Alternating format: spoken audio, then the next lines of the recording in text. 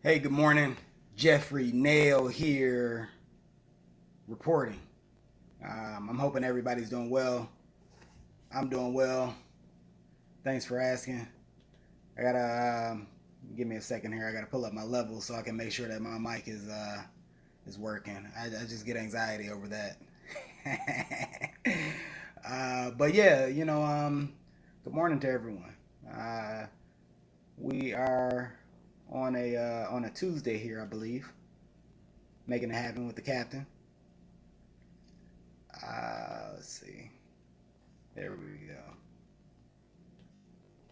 Appreciate your patience there and me navigating my device.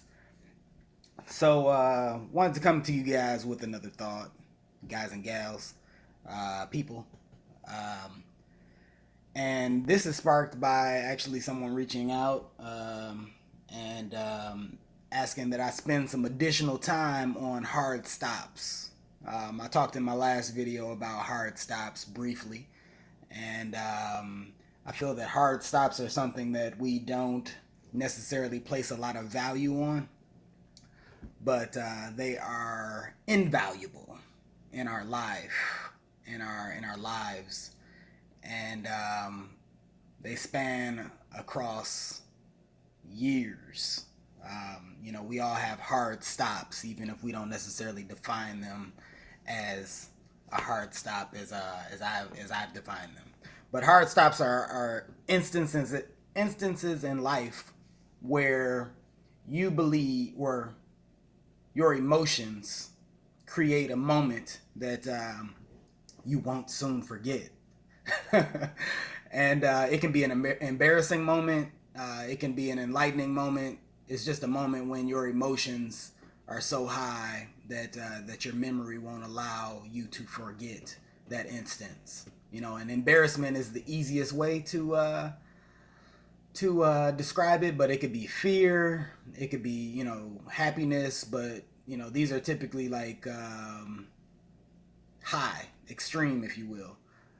You get embarrassed giving a wrong answer, as an example, and you never forget that moment. You remember how to spell a word, or you remember that red means hot. Whatever it is. I mean, from a fundamental level, it is a moment that forever changes you, hopefully for the better.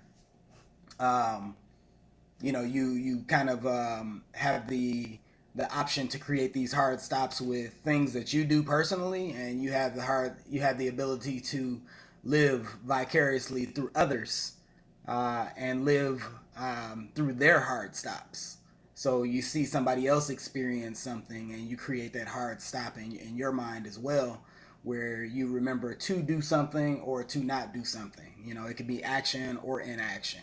It could just be awareness. It doesn't necessarily have to be anything you know huge in the form of that learning, but that's what it is. And let me think of an example. Hard stop. I mean, it could be like in a class. I guess a classroom setting is the best example.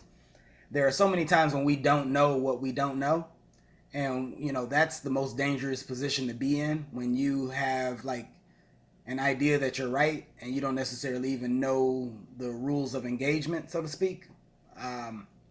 So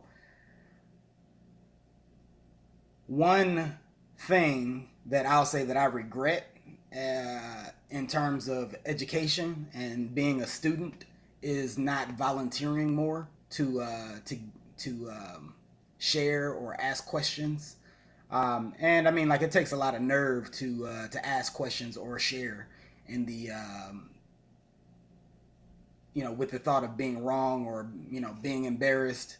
But I recently read a quote, and it went along the lines of, a lot of times we create things in our head that make us believe that the outcome will be worse than it actually is.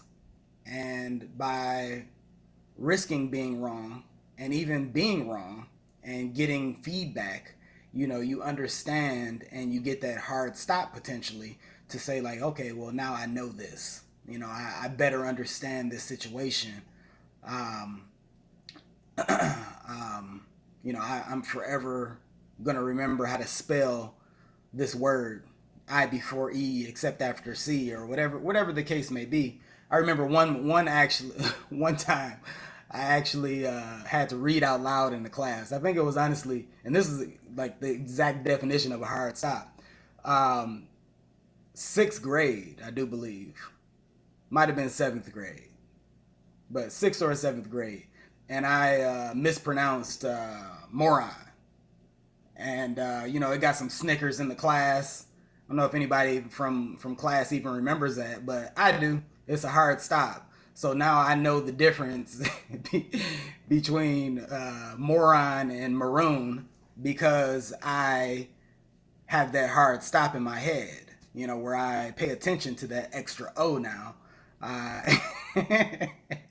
and that's a really trivial and small example, but think about those bigger examples in life where as soon as something happens, it could even be a scent.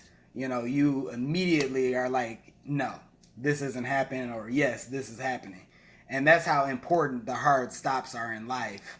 And the more that we can create those hard stops, the more that we learn, I think, the more that we have the potential to learn, and the more likely we are to make better decisions, because we will be fully equipped to handle and make those decisions.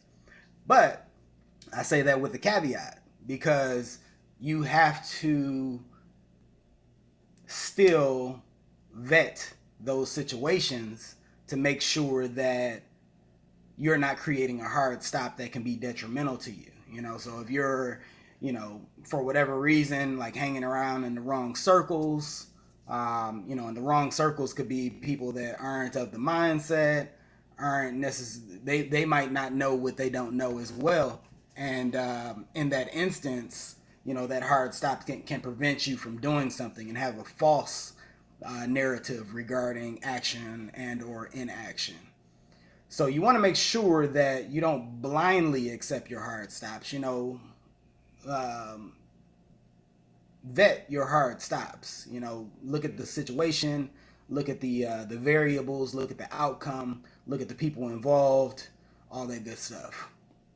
But yeah, that's my definition of this quote unquote hard stop. I hope that that resonated. Hopefully, you found some value out of that. Hopefully, I didn't waste your time. But if I did, it didn't really cost you anything, right? But again, hopefully everybody's doing well. Appreciate you guys for checking in, tuning in, and we will catch you next time.